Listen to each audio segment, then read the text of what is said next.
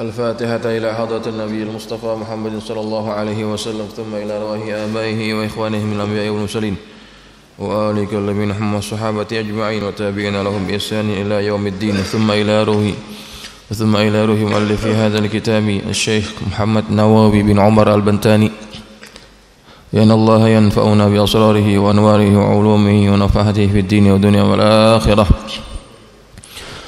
ثم إلى روح مشايخنا ومعلمينا الحبيب عبد الرحمن بن أحمد السقاف ثم إلى روح محمد الشافعي الهدامي ثم إلى روح الولد حسين الرزقي ثم إلى روح يوسف بن أمسيل ثم إلى روح يجي عبد الشكور رملي ثم إلى روح يجي محمد شريف الدين عبد الغاني ثم إلى روح الحبيب علي بن عبد الرحمن السقاف ثم إلى روح يجي أحمد جديني من الله يتغشاهم بالرحمة والمغفرة وأن يعيد عليهم بركاته وأسرارهم وأنوارهم وعلومهم ونفعته في الدين والدنيا والآخرة وعلى كلية صالحة وإلى حضرة النبي الفاتحة.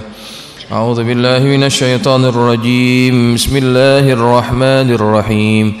الحمد لله رب العالمين الرحمن الرحيم مالك يوم الدين إياك نعبد وإياك نستعين اهدنا الصراط المستقيم صراط الذين أنعمت عليهم غير المغضوب عليهم ولا الضالين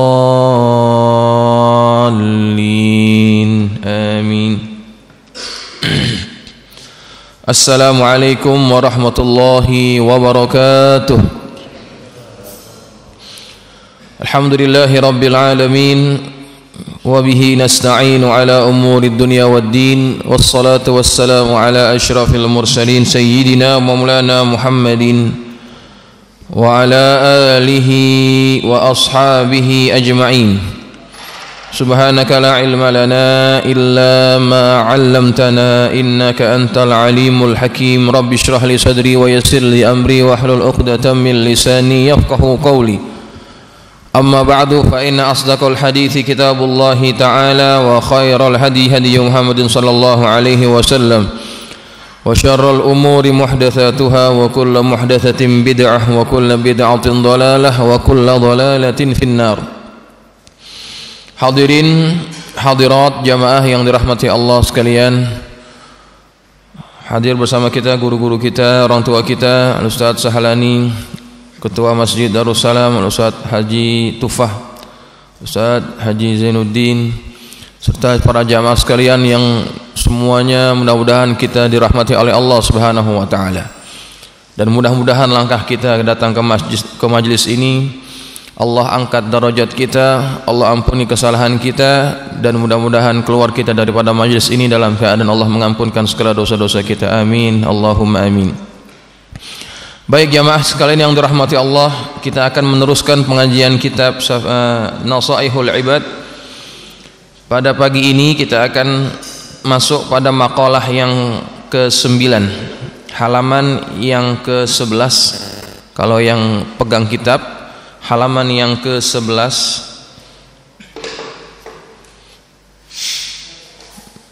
Maqalah yang terakhir di bawah itu ya. Bismillahirrahmanirrahim. Qala al-musannif rahimahullahu taala wa nafa'ana bi'ulumihi fid darain amin. Qala radhiyallahu ankum. Wal maqalatu tasi'atu, maqalah yang ke-9, an Sufyan ats-Tsauri radhiyallahu anhu, dari Sufyan ats-Tsauri radhiyallahu anhu, wa huwa syekhul imam Malikin, yang dia adalah gurunya Imam Malik, Sufyan ats-Tsauri ya. Jadi yang sezaman dengan beliau itu ada dua yang namanya sama. Yang pertama Sufyan ats-Tsauri, satu lagi namanya Sufyan bin Uyainah. Dua-duanya alim besar, Sufyan ats-Tsauri dan Sufyan bin Uyainah. Kalau Sufyan bin Uyainah dia tinggalnya di Mekah ya. Apa kata beliau? Kullu ma'siyatin nasyi'atun an syahwatin, setiap maksiat yang muncul karena didorong oleh syahwat. Syahwat itu adalah apa? Ai ishtiyaqun nafsi ila syai'in, kerinduan nafsu, keinginan nafsu kepada sesuatu, ya, itu maksudnya syahwat. Fa innahu yurja ghufranuha ayil al ma'siyah, maka sesungguhnya maksiat tersebut adalah masih diharapkan ampunannya. Wa kullu ma'siyatin nasya'at an kibrin, dan setiap maksiat yang timbul, yang muncul disebabkan karena kesombongan, ay da'wal fadl, yakni dia mendakwa, dia mengklaim bahwa dia memiliki kelebihan, itu maksud kibir. Fa innahu la yurja ghufranuha, maka sesungguhnya perbuatan itu tidak diharapkan ampunannya. Lianna ma'siyata iblis kana asluha ay al ma'siyah minal kibri, karena sesungguhnya maksiat iblis itu asalnya adalah karena kesombongan. Yaz'umu annahu khairun min sayyidina Adam, yang dia mengaku bahwa dia lebih baik daripada Adam. Wa li anna zallata sayyiduna wa li anna zallata sayyidina Adam alaihi salam, dan sesungguhnya tergelincirnya Sayyidina Adam alaihi salam kana asluha minasyahwah, itu asalnya karena syahwat. Bisababi ishtiyaqihi ila dzauqi thamarati syajarati syahwati al-manhi anha, disebabkan karena keinginannya untuk merasakan buah dari pohon syahwat yang dilarang daripadanya. Baik jamaah sekalian yang dirahmati Allah, maqalah yang ke-9, kata Sufyan Ats-Tsauri, kullu ma'siyatin an syahwatin fa innahu yurja ghufranuha, setiap maksiat yang muncul, yang timbul karena syahwat, karena dorongan nafsu kita, maka masih diharapkan ampunannya, masih ada kemungkinan untuk diampuni oleh Allah. Tetapi setiap maksiat, wa kullu ma'siyatin an khibrin, setiap maksiat yang muncul karena didorong oleh perasaan sombong, fa innahu la yurja ghufranuha, maka maksiat tersebut, dosa tersebut tidak diharapkan ampunannya, tidak mendapatkan ampunan Allah kalau disebabkan karena sombong, ya. Nah, sombong itu apa? Sombong ini dikatakan oleh Syekh Nawawi da'wal fadl. Dia mengakui, dia mengklaim, dia mendakwa bahwa dia memiliki kelebihan daripada orang lain. Maka setiap pengakuan, setiap klaim bahwa dia memiliki kelebihan, maka pastikan kita memiliki sifat sombong.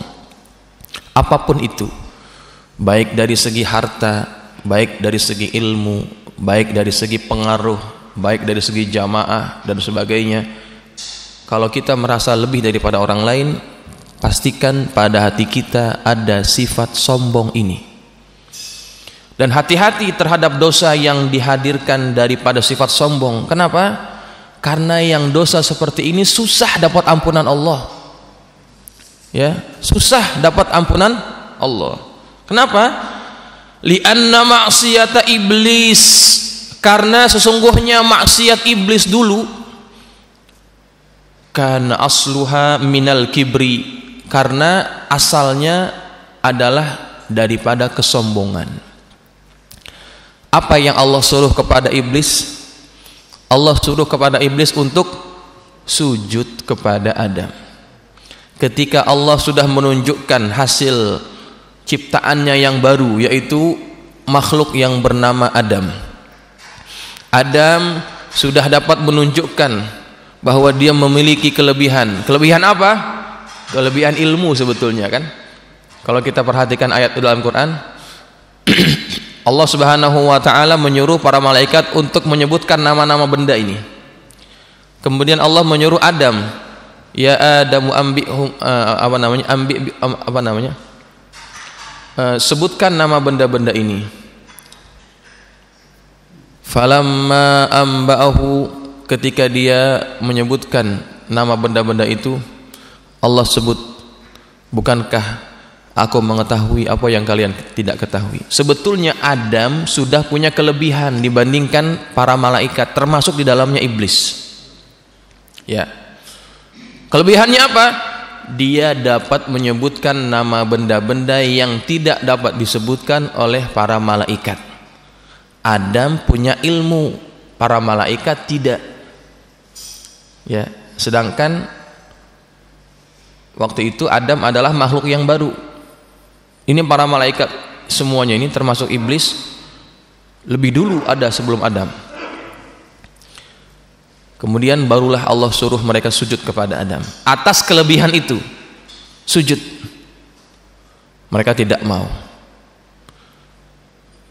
Nah, yang disuruh sujud itu sebetulnya malaikat atau iblis sebetulnya? Ya. Dua-duanya ya. Ya. Allah Subhanahu wa taala berkata kepada malaikat, sujudlah kalian kepada Adam. Yang dikhitab dalam ayat itu adalah malaikat. Tetapi tiba-tiba ada yang menolak, di antara yang menolak itu adalah iblis. Jamaah sekalian, Allah Subhanahu wa taala sebetulnya sudah meningkatkan darajat iblis sama levelnya dengan malaikat. Ya. Yang Allah ceritakan dalam Quran itu, Allah suruh para malaikat sujud. Masuk di antara mereka adalah iblis. Iblis malaikat atau bukan? Pertanyaan saya. Iblis malaikat atau bukan? Bukan ya. Tapi kenapa Allah suruh di antara mereka, di antaranya iblis? Karena iblis sebelum ada Adam, dia sudah sangat taat kepada Allah. Dengan ketaatannya itu, maka iblis dinaikkan derajatnya oleh Allah selevel dengan para malaikat. Padahal iblis bukan malaikat. Dalam surah Al-Kahfi Allah sebut begitu. Kana minal jinni fa fasaqa an amri rabbih. Allah sebut begitu. Iblis ini berasal dari kalangan jin. Dia engkar daripada perintah Tuhannya. Sebelum ada Adam, iblis sudah beribadah selama 80.000 tahun. Itu ibadahnya iblis, luar biasa. Tetapi ketika Allah suruh sujud kepada Adam, dia menolak. Kenapa menolak? Dia mengucapkan satu ucapan yang diabadikan dalam Quran, yang menunjukkan bahwa dia merasa memiliki kelebihan dari Adam. Apa itu ucapannya? Ana khairun minhu. Ya, saya lebih baik daripada dia. Khalaqtani min narin wa khalaqtahu min tin. Engkau ciptakan aku daripada api dan engkau ciptakan dia daripada tanah. Dalam pandangan iblis bahwa dirinya lebih mulia daripada Adam. Dari mana dia melihat? Daripada aspek material diciptakannya Adam dan diciptakannya dia. Dia menilai bahwa api lebih mulia daripada tanah. Tanah kan tempatnya di bawah, diinjak-injak orang. Maka dia menilai bahwa dirinya lebih baik daripada Adam. Dia menilainya dari aspek material. Maka dia tidak mau sujud. Walhal Allah yang suruh dia untuk sujud. Apa yang terjadi kepada iblis? Dikarenakan kesombongan ini, Allah melaknat dia sampai hari kiamat. Tidak diberikan ampunan oleh Allah, ya. Tidak diberikan ampunan oleh Allah. Sebabnya apa? Sebabnya karena ada sifat sombong. Susah, Pak. Kalau orang punya sifat sombong ini susah mengakui kesalahan. Ya, susah untuk mengakui kesalahan. Dalam satu riwayat disebutkan pernah Nabi Muhammad SAW, Nabi Musa alaihissalam,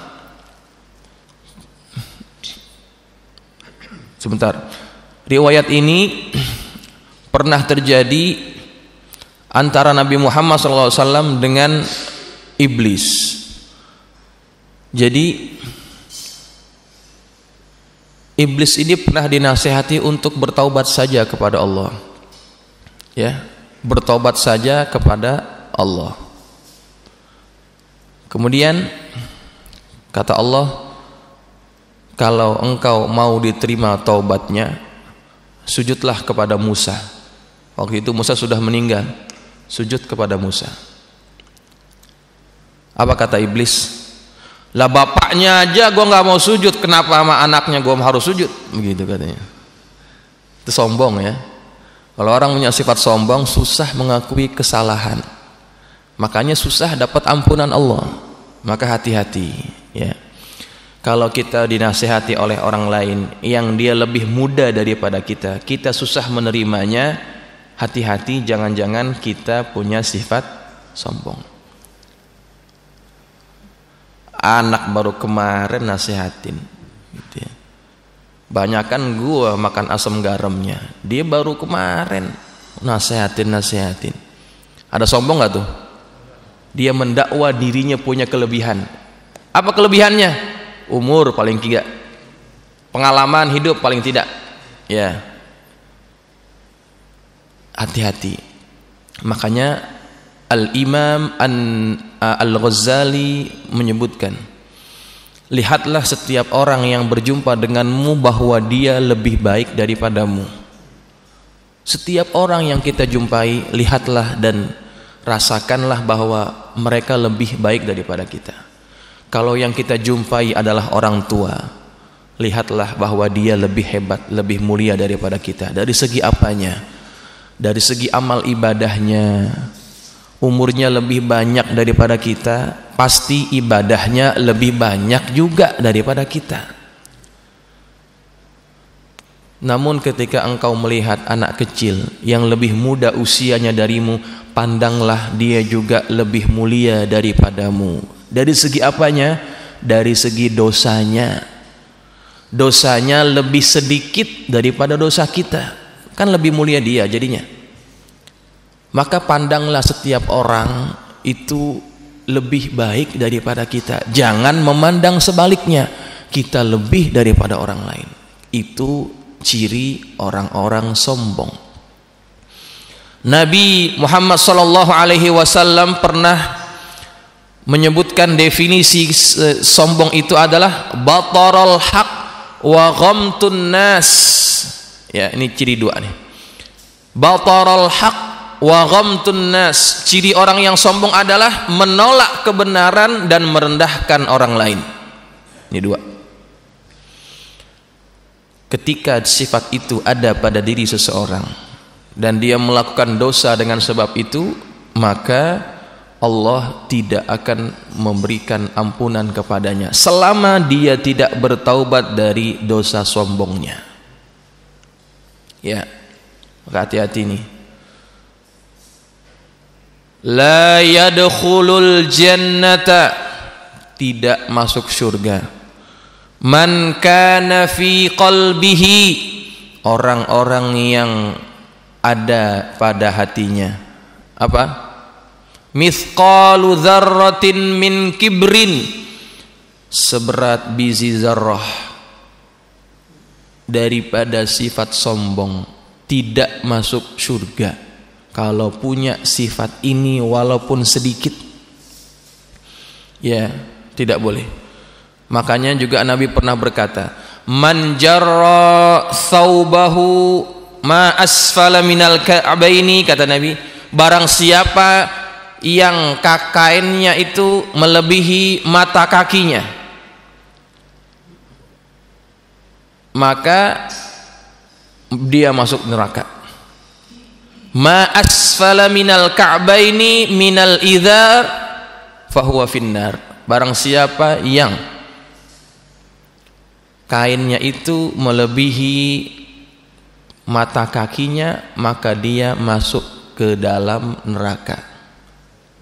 Nih, Nabi pernah berkata begitu kepada para sahabat. Jadi Nabi melarang yang namanya isbal. Kenapa Nabi larang isbal? Nih, ada alasannya, ya, ada alasannya. Tetapi hadis ini kadang-kadang disalah maknai oleh orang-orang sekarang. Akhirnya apa? Akhirnya mereka juga enggak mau pakai celana yang panjang-panjang. Celananya diapakan? Celananya diapakan? Diangkat. Yang kita kenal sebagai celana cingkrang. Kenapa dia pakai celana cingkrang? Takut masuk neraka, begitu. Nah, bukan semata-mata karena pakaian orang masuk neraka, ya. Lah kita coba kainnya, coba kalau saya suruh diri satu-satu, pasti kainnya lebih dari mata kaki, ya. Saya pun gitu juga, ya. Kemudian apakah karena itu kemudian dia masuk neraka? Bukan karena semata-mata pakaian, tapi orang pada zaman Nabi menjadikan pakaian itu sebagai penunjuk strata sosial. Orang yang kaya akan menunjukkan kekayaannya dengan apa? Dengan cara berpakaian. Pakaiannya dijulurkan melebihi mata kakinya. Itu tanda orang kaya zaman dulu. Lah zaman sekarang itu tidak jadi ukuran. Orang kaya atau miskin tidak diukur dari pakaiannya, panjang atau tidak. Bahkan semakin kurang pakaiannya, boleh jadi dia semakin kaya zaman sekarang. Ya, orang-orang kaya kan pakaiannya pakai celana pendek. Coba tengok Bob Sadino, ya, yang sudah meninggal, pakaiannya kayak gimana? Udah segini pakai celana pendek, kemana-mana dia pakai celana pendek. Orang kaya atau bukan itu? Lah orang kaya. Kalau zaman Nabi yang tinggal di emperan masjid, ahlu syufah itu memang pakaiannya sedikit-sedikit. Karena urufnya berbeda, adatnya berbeda. Ya. Yang dilarang oleh Nabi adalah apa? Man jarra thawbahu khuyala, barang siapa yang menjulurkan pakaiannya karena kesombongan, Nabi larang, fahuwa finnar, dia masuk neraka. Hati-hati, ya. Apapun yang dapat menyebabkan kita menjadi sombong, itu bisa menyebabkan kita juga masuk ke dalam neraka. Lah zaman sekarang tidak diukur dari panjang pendeknya kain, tapi apa? Mungkin dari merek barang yang kita pakai. Ya, kita jalan kemana-mana pakai mobilnya Mercedes Benz. Ada sifat sombong, merasa lebih daripada orang lain, bisa jadi penyebab masuk neraka. Sekarang lagi model orang punya hobi naik sepeda, ya, orang-orang sepedanya sepeda biasa, dia pakai sepeda yang 40 jutaan tuh, Brompton. Dia naik sepeda sambil ada perasaan dalam hatinya apa? Sepeda gua nih mahal, ya. Lo sepeda apaan gitu, ya, sombong. Punya handphone, pakai handphone. Orang-orang handphonenya yang 1 juta, 2 juta, dia yang harganya 10 juta lebih. iPhone, Samsung, Galaxy. Dia pakai handphone, merasa dirinya lebih daripada orang lain. Handphonenya menjadi penyebab dia bisa masuk neraka. Apa saja yang bisa menyebabkan orang merasa lebih daripada orang lain, itu ada potensi kesombongan pada dirinya. Ya, termasuk batu cincin. Nah, makanya saya nggak pakai batu cincin nih. Ya, kalau pakai batu cincin, oh batu gue nih cakep nih. Batu lo batu apaan itu? Coba ya. Setiap yang kita pakai yang bisa menyebabkan kita merasa lebih daripada orang lain, kita punya sifat sombong. Hati-hati, ya. Nah, lain halnya dengan dosanya Nabi Adam alaihissalam. Karena tergelincirnya Adam daripada melakukan perkara maksiat itu, kana asluha minasyahwah, itu sumbernya, asalnya adalah karena dorongan syahwat, ya. Dia ingin merasakan pohon itu. Ini juga karena apa? Karena bujuk rayunya iblis. Ketika Allah suruh Adam untuk jangan dekati pohon, wala taqraba hadhihi syajarah, jangan kalian berdua dekati pohon ini, fatakuna minadh zalimin, kalian bisa jadi orang zalim. Iblis dekati Adam. Wahai Adam, tahukah kamu kenapa kamu dilarang dekati pohon itu? Allah tidak menginginkan engkau untuk tinggal selamanya di surga ini. Maka kalau engkau ingin kekal di surga, maka makan pohon ini. Kekal dalam bahasa Arab apa namanya? Khalid, iya kan? Makan pohon ini namanya pohon keabadian. Maka yang memberikan nama pohon khuldi itu siapa? Iblis. Kalau kamu ingin jadi malaikat, jadi orang yang tinggal di surga, makan pohon khuldi ini, pohon keabadian.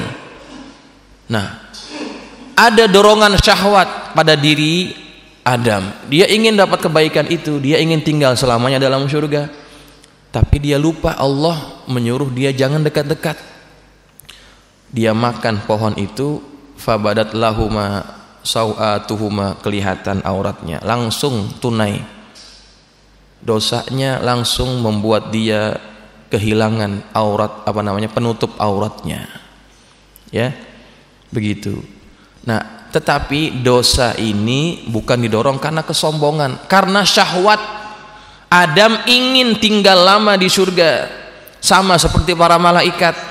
Dimakanlah buah itu, dorongan syahwat, sehingga orang buat maksiat itu lebih mudah dapat ampunan Tuhan. Buktinya apa? Ketika Adam sudah diturunkan ke dunia, Adam menyesal pernah melakukan itu. Dia minta kepada Allah, ya Allah, apakah aku punya peluang untuk kembali lagi ke dalam surga? Kata Allah apa? Bisa, kamu bisa kembali lagi ke dalam surga. Syaratnya apa ya Allah? Bagaimana caranya? Diajarkan caranya oleh Allah supaya dia dapat kembali ke dalam surga. Baca kalimat ini.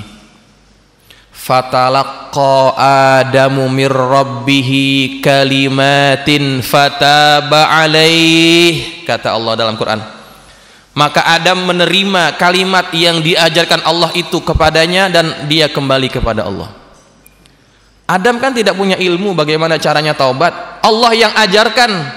Coba Allah tuh Maha Penyayang. Ada hamba buat maksiat kepadanya, Allah juga yang ajarkan bagaimana cara kembali kepadanya. Maha pengasihnya Allah. Maka Allah ajarkan kalimat itu, baca kalimat ini. Kalau kamu ingin kembali, maka kita kenal doanya Adam. Rabbana zalamna anfusana wa illam taghfir lana wa tarhamna lanakunanna minal khasirin. Kalimat itu Allah yang ajar. Ya, maka Adam mendapatkan kembali rahmat Allah karena dosanya bukan didorong karena kesombongan. Dan ingat hadirin sekalian, jamaah sekalian yang dirahmati Allah, Adam ketika dia dijatuhkan ke dunia, diturunkan ke dunia, dia tidak pernah menyalahkan orang lain yang menjadi penyebab dia buat maksiat. Ada tidak dalam Quran kita baca ceritanya kalau Adam menyalahkan iblis? Tidak ada. Gara-gara dia nih, ya. Gara-gara dia aku diturunkan ke dunia. Adam tidak berkata demikian, tapi dia malah melihat kekurangan dirinya. Ya, dia melihat kekurangan dirinya, kemudian dia mengakui kesalahan itu dan dia minta ampun kepada Allah. Ini. Tapi lain dengan iblis. Iblis ketika dia mendapatkan laknat daripada Allah, dia menyalahkan banyak pihak. Allah dia salahkan, Adam dia salahkan, dia tidak pernah melihat kesalahan.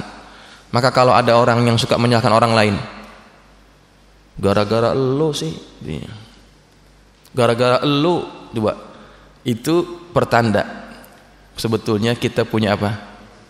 Punya sifat sombong. Karena orang yang punya sifat sombong itu susah mau disalahin. Kenapa dia tidak mau disalahin? Karena dia punya kelebihan, dia merasa punya kelebihan tuh. Terhadap siapa saja, terhadap istri kita, anak kita, kawan kita, tetangga kita. Kalau kita masih suka mencari kesalahan orang daripada cari kesalahan kita, itu sifat yang dia wariskan daripada iblis. Hati-hati, ya. Nah, makanya itu dipesan daripada Al-Imam Sufyan Ats-Tsauri. Baik, kemudian jamaah sekalian yang dirahmati Allah, kita masuk pada maqalah yang ke-10. Wal maqalatul 'ashiratu, maqalah yang ke-10, an ba'diz zuhadi, daripada sebagian ahli zuhud. Siapa ahli zuhud? Wa humul ladzi ihtaqiru ad-dunya wa lam yubalu biha, orang-orang yang menganggap rendah dunia dan tidak menghiraukan dunia. Bal akhadhu minha qadra daruratihim, dan mereka hanya mengambil daripada dunia itu sekadar keperluan mereka saja. Ini ahli zuhud, menganggap remeh, menganggap hina dunia dan tidak menghiraukannya, dan mereka mengambil bagian daripada dunia sekedar keperluannya saja. Ini zuhud, kata Syekh Nawawi Al-Bantani. Man aznaba dzanban, barang siapa yang melakukan dosa, ay tahammuluhu, yakni menanggung dosa itu, wa huwa yadhaku, dan ketika dia buat dosa dia tertawa, wa huwa yadhaku, dan dia tertawa, wal hal annahu yafrahu bitahammulihi, yakni keadaan dia senang, dia gembira ketika menanggung dosa itu. Fa innallaha yudkhiluhun nara wa huwa yabki, maka Allah akan memasukkan dia ke dalam neraka dan dia dalam keadaan menangis. Orang yang buat dosa, dia dosanya sambil buat dosa, dia sambil tertawa, nanti Allah akan masukkan dia masuk ke dalam neraka dalam keadaan dia menangis. Li'anna haqqahu an yandama, karena seharusnya dia itu menyesal ketika dia buat maksiat. Wa yastaghfirullaha ta'ala lidzalika, dan dia minta ampun kepada Allah karena perbuatan dosa itu. Itu yang seharusnya ketika orang buat maksiat. Wa man ata'a, barang siapa yang taat kepada Allah, wa huwa yabki, dan dia menangis ketika dia buat taat, hayaan minallah, karena takut kepada Allah, maaf, karena dia malu kepada Allah, wa khaufan minhu, dan dia takut daripada Allah, ala taqsirihi fi tilkat ta'ati, atas kekurang sempurnaan dalam melakukan ketaatan itu. Ya, ketika dia buat taat, dia menangis. Kenapa? Dia sadar bahwa ketaatannya itu jauh daripada kesempurnaan. Fa innallaha ta'ala, maka Allah ta'ala yudkhiluhul jannah, akan memasukkan dia ke dalam surga, wa huwa yadhaku, dan dia dalam keadaan tertawa. Ay yafrahu ghayatal farah, dia akan bergembira dengan sangat bergembira. Lihusuli matlubihi, karena dia mendapatkan apa yang dia minta itu, wa huwa afwullahi ta'ala, yaitu ampunan Allah subhanahu wa ta'ala. Nah, pada makalah yang ke-10 ini diambil daripada sebagian para ulama yang zuhud. Barang siapa yang buat maksiat, dia dalam keadaan tertawa. Dia tidak seharusnya begitu. Kenapa? Karena seharusnya orang yang buat maksiat, setelah dia buat maksiat dia menangis, tapi dia tidak. Paginya buat dosa, siangnya ketawa-ketawa. Malamnya buat dosa, paginya masih ketawa-ketawa. Tidak ada penyesalan. Nanti orang yang sebegini Allah masukkan ke dalam neraka dalam keadaan mereka menangis. Gitu. Sedangkan sebaliknya, orang yang buat ketaatan, ketika dia buat ketaatan banyak kurangnya, banyak kurang sempurnanya, kemudian dia menyesal, dia menangis kepada Allah, ya Allah terimalah, ya Allah ampunilah kekuranganku. Kemudian nanti orang ini akan dimasukkan Allah ke dalam surga dalam keadaan dia tertawa. Ya, maka jamaah sekalian, jangan remehkan dosa yang kita lakukan. Di antara tanda orang yang di antara tanda orang yang hatinya mati itu adalah ketika dia buat maksiat, dia tidak merasa menyesal. Tuh tanda hati kita sudah mulai mau mati. Kita buat maksiat, hati kita merasa tenang-tenang saja. Ambil barang orang, kita tidak merasa apa? Kita tidak merasa risau. Ya, ambil aja. Itu tanda bahwa hati kita sudah kurang memberikan sinyal-sinyal kepada kita. Hati ini itu ibarat alarm, hati itu ibarat alarm bagi kita. Kalau hati yang hidup, kalau kita buat maksiat pasti kita merasa kurang tenang. Itu sifat hati sebetulnya. Maka ketika Nabi ditanya, apa tanda dosa yang kita lakukan, kata Nabi apa? Istafti qalbak, tanya hatimu. Tanya hatimu. Kenapa Nabi suruh tanya hati? Karena hati ini bisa memfilter mana perbuatan dosa, mana perbuatan taat.